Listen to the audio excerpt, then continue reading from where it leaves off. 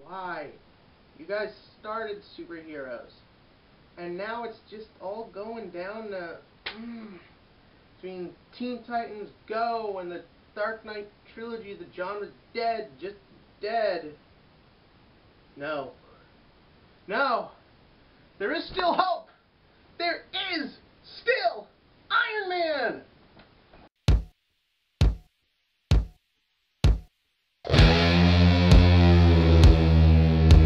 Okay, so technically I can't review Iron Man 3 yet because I won't be able to see it till tomorrow. But in the meantime, we've still got some pretty sweet Iron Man things going on. Why, just recently, Japan released Iron Man Rise of Technovore. Oh yeah. The thing is that, for those of you who don't know, a few years back, Marvel teamed up with a certain anime studio to put together 4 anime series based on popular superheroes. An Iron Man series, Wolverine, X-Men, and Blade. They were alright. Yeah, they were good at best, but the thing is they used lesser-known storylines about the heroes that involved Japan as a country. But the thing is, Japan didn't know these stories ahead of time. Realistically speaking, the majority of people overseas, and even here, know these characters from their movies.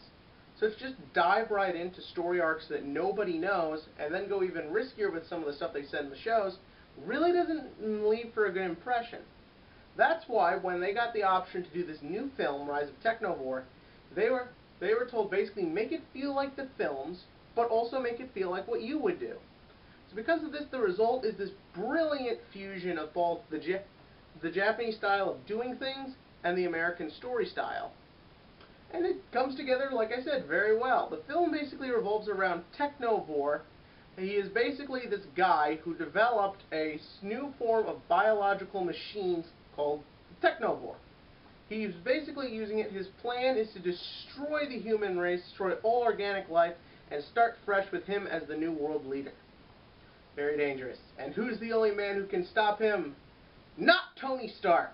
That's right. What separates this film from the Iron Man movies is that in the films, Tony Stark is always one step ahead of his opponent.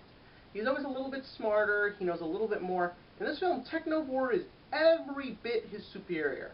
He's got better tech, he's overall smarter, and he's a bit more stable in the head, for the most part.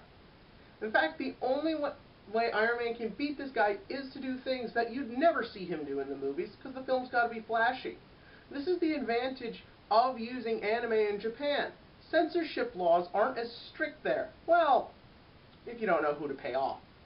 The thing is that, realistically speaking, as long as this country is so afraid to let kids see things that they're going to see anyways from the TV shows their parents watch, you'll always have to restrict things like gun violence or just the overall action. Here, it's a no-holds-bar fest, and I'm not saying it's bad for children. Any kid who went to go see the Iron Man films or the Avengers can watch this just fine.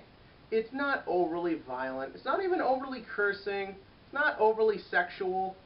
This was just a well-done, put-together film that is so well done because it doesn't need to conform to anything.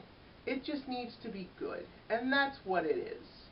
My only real big gripes are that they go a little bit overboard on referencing other Marvel films. If you've seen the DVD cover, you know the Punisher is in there. This isn't much of a spoiler. The Punisher's not that relevant to the film. He's just kind of there, so that way more, because he looks cool. I mean, he's got a skull on his chest. Realistically speaking, the scene he's in could have been anyone, but it is Punisher. And it's kind of fun, and it's kind of entertaining, but ultimately when he leaves the shot, and overall the film and is never even mentioned again, you do kind of have yourself wondering, what's the point? But other than that, the film's great. It uses a lot of the comic book personalities. Fury felt right off the page. Pepper Potts felt off the page. Stark was very well done. It's just a good film, even if you're not into anime. So my recommendation is that this is a solid 9 out of 10. Yeah! Batman, eat your heart out. I seriously recommend picking this up at your local Best Buy. There is a bit of a warning here. For my DVD, the audio settings were mixed up, and it actually showed me the Japanese with the subs first. Now again, I follow a couple of sub programs, as in literally just a couple. So because of this, it is kind of weird paying $22 to watch basically a sub thing on my TV, which I could just watch on my computer instead. But I later got that fixed, and I felt like an idiot.